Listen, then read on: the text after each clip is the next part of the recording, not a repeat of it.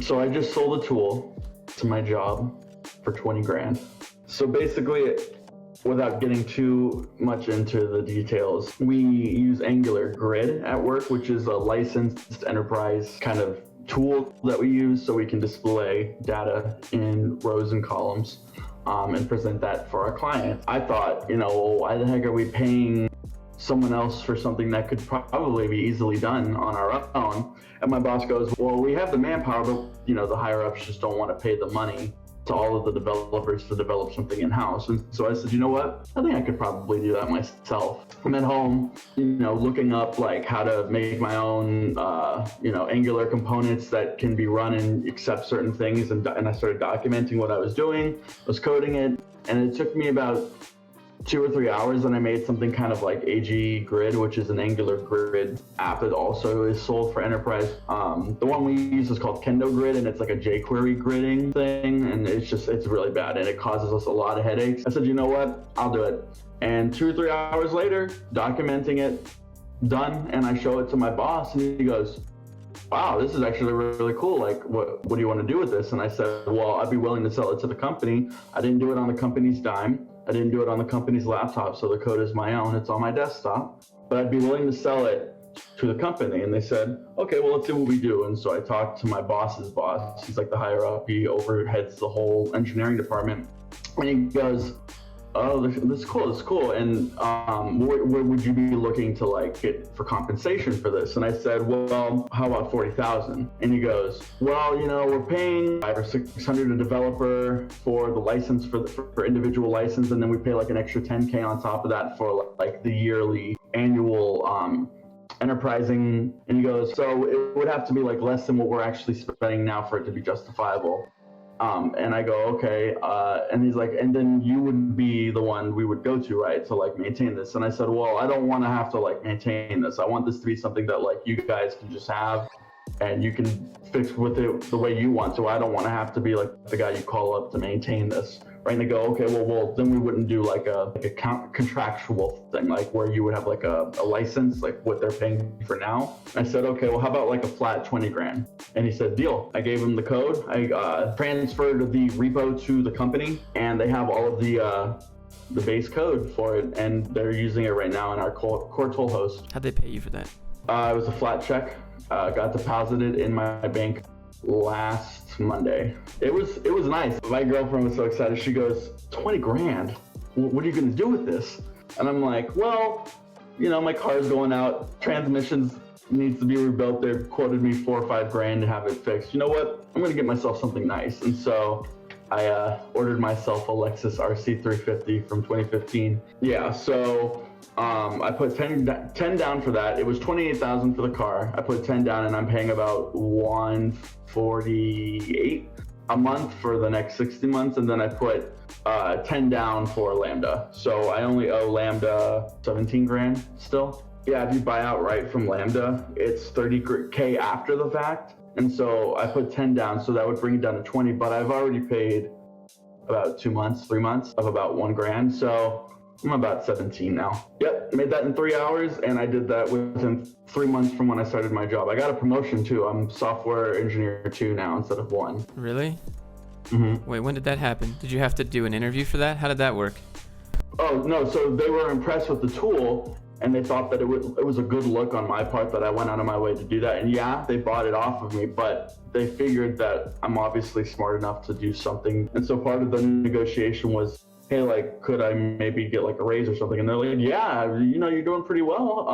Sure, here. They gave me software engineer 2 web, and then I got a 7% increase, which isn't too much, but considering I just got 20 grand, I'm not really complaining. So like, I wonder if you'll keep moving at this pace, or if it like flatlines for a while, we're just like, yep, still working, just working. Dude, you gotta keep making stuff. Keep doing it. So as you can see, this is how you make those big bucks. You solve those people's problems, and you provide products and services that people want. And specifically, when you can do that for companies, then they pay you the big bucks. But yeah, it's hard to get that one-on-one with the company. But I think they trusted you because you already worked there. I'm really surprised that they didn't claim that IP for themselves. Well, they tried to. See, they asked if I had done it on the laptop, They asked if I coded it on the laptop or if I was coding it during company hours. Because part of my contract, it says that anything that I've done on the company's laptop or during company time is considered the company's property. So I made sure to do it on my desktop at home on the weekend. So it's not even like on a day I'm working. They're gonna fire you and then just pay you as a contractor to make things, and then you're just gonna end up making 10 tools a year for $200,000, and then you're just gonna retire at age 28. You should have a SaaS. You should just charge for a monthly use. That's what instead of doing royalties, just charge, hey, this is how much it's gonna cost you per month. It's gonna cost you an extra $2,000 a month to do this, or you can buy the yearly pro package. Or yeah, get the pro package. That's what you should do. You should have tiers. You should do what EA Games does to everything, to your own company that you work at, and then they're gonna be like, maybe we should just make this dude like head of engineering sales or something else, you know? I'm really surprised that they played ball with you.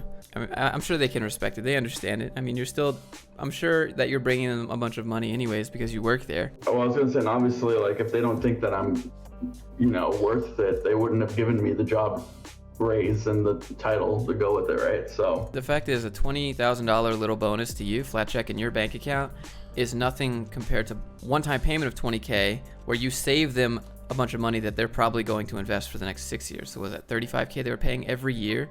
So that now they're done. They get to save all that money. No more. So they get to save money immediately for this year and forever. So that one little lump sum to them is like peanuts. When you asked for 40 and they said no, you probably could have said 35 and gotten a yes. I probably could have, but I don't know about this stuff, right? So like, even to me, 20 grand sounds great, right? So, but 35 could have been better. And I wasn't thinking about that. The money for me is high already, but to them, it's probably like that's chump change that they're just saving every year. Your company is loaded, most likely. But at the same time, I think my main concern would have been like, am I really playing my own company that's already paying me? Am I playing the company that's already giving me money to give me more money and going back and forth? I mean, which is fine. That's what you do. They said yes. As soon as I said 20, I was literally in my mind, I was just like, did I just play myself? They said yes a little too quickly to this. That sounds, I could have probably asked for a lot more. Yeah, you just undercut yourself. They were probably willing to pay like 38.2, and you just like, yeah, 20, yeah, sure. We're willing to pay you somewhere around, I'll do it for 45. Yeah, sure, done. Well, we were thinking about 80, but if you say 40, yeah, done deal. Another tool, and it's, I don't want to explain it now, and I don't want to say it out loud. I will talk about it when it's done. Appears like you have learned to figure out problems, which is what it's all about. So you need to solve more problems. That's what I love doing. That's what I love doing. Like, see, don't get me wrong. I'm so thankful to the job. I'm so thankful to my boss and for giving me the opportunity that I have, because a lot of people, they don't get that opportunity.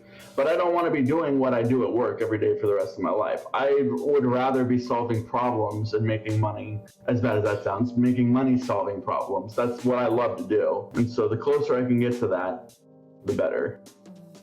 Do you want me to keep that or no? Yeah. I think that's fair. Everyone moves on, right?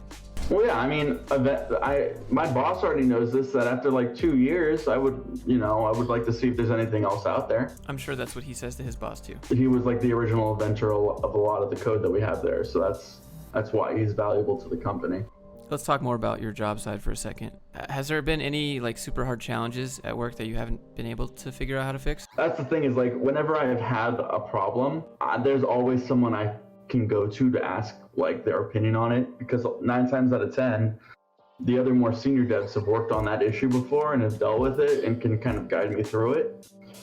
But I mean, I think the thing that I don't like about the job, but like it's just kind of a part of the job and is hard in its own right, is that I have to like Skype call with my middleware backend team with the clients to talk about what we worked on and if we've hit the goals that the clients have set out in like the design doc, right? We have like a testing phase, and then we have a design phase. In production, you like finish the last minute bug fixes and then it goes live. And then we have another team that just does the light bug fixing management afterwards. And the thing I don't like is that I have to be a part of these meetings where I'm talking to like, state officials who are expecting certain things and don't know like the technicalities that come behind of a lot of it, and they're like, well, you can just do this, right? Like that should be easy. And we're like, we have to kind of like explain to them that it's not that easy. Depends on how demanding the clients are. If the clients are like, well, you're the developer, right? Just do this. And you're like, well, hold on, I understand. You said just do this.